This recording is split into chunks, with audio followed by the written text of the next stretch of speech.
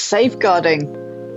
If you employ children under school leaving age, say in the kitchen as a bottle washer, you will need, in the majority of UK counties, you will need a work permit for them from the county council. So whatever county you're in, if you've got somebody certainly under the age of 16, definitely go and look on the county council website for employing young people, and then go and make sure you get the paperwork, because we have one club where it's just a perfect storm. So they didn't have the paperwork. That wouldn't have been as much of a problem until, of course, the agency chef that they'd employed suggested to the 15-year-old male bottle washer that when he turned 16, they could go into the freezer together and do sexual activities together. Because, of course, you'd say that to a 15-year-old. So the agency chef was immediately fired. Great, gone, never coming back. But the parents of the child, understandably, are upset, and they want a copy of the safeguarding policy and they want a copy of the work permit. And guess what? They don't have a work permit. Nobody's ever applied for work permit. They didn't realise they had to do this for somebody under school leaving age. And then the safeguarding policy, it turns out, is rubbish as well. And the safeguarding officer is actually an employee of the club, but not just safeguarding, they're doing a number of other things as well. And then the chairman doesn't want to involve the safeguarding officer because they've been away and they're not really up to speed.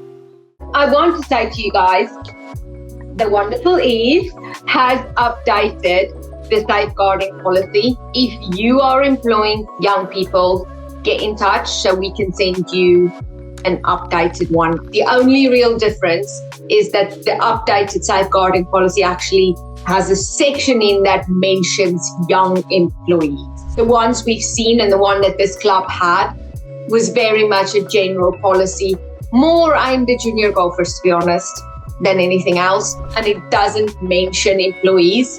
It mentions young people. It's better than nothing, don't get me wrong. It's not like there's nothing. But it doesn't specifically mention the word employee anywhere or worker anywhere in the policy. And I think we'd just like to see that in there. So if you employ young people under school leaving age, your policy doesn't have the word worker or employee in it, let us know. You can have this one or a copy of this one or whatever, and you can just use that instead.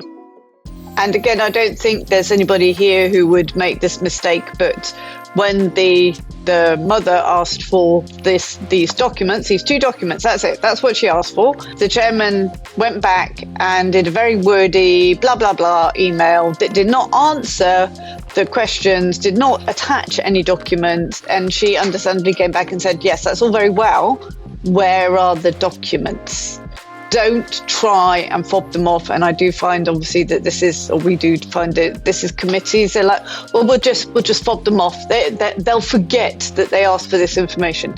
They will not forget. This is the problem with email. You can see exactly what you asked and exactly what was replied, and then you can go, no, that's not what it is. None of the committee chairmen are Trump. Nobody's going to be believed just because of what they've said. So you just need to be really on point. And if it takes you an extra half a day to get your act together, you can send a whole email along the lines of absolutely working on it. We'll get back to you by tomorrow, whatever it is, rather than a blah, blah, blah one, hoping that they'll forget. They're not going to forget. And that's going to look really bad because it looks like you're trying to cover it up. Thanks for watching. If you want a free peace of mind call with us to discuss your policies, handbook, and any burning staff issues in your business, click the link in the description below.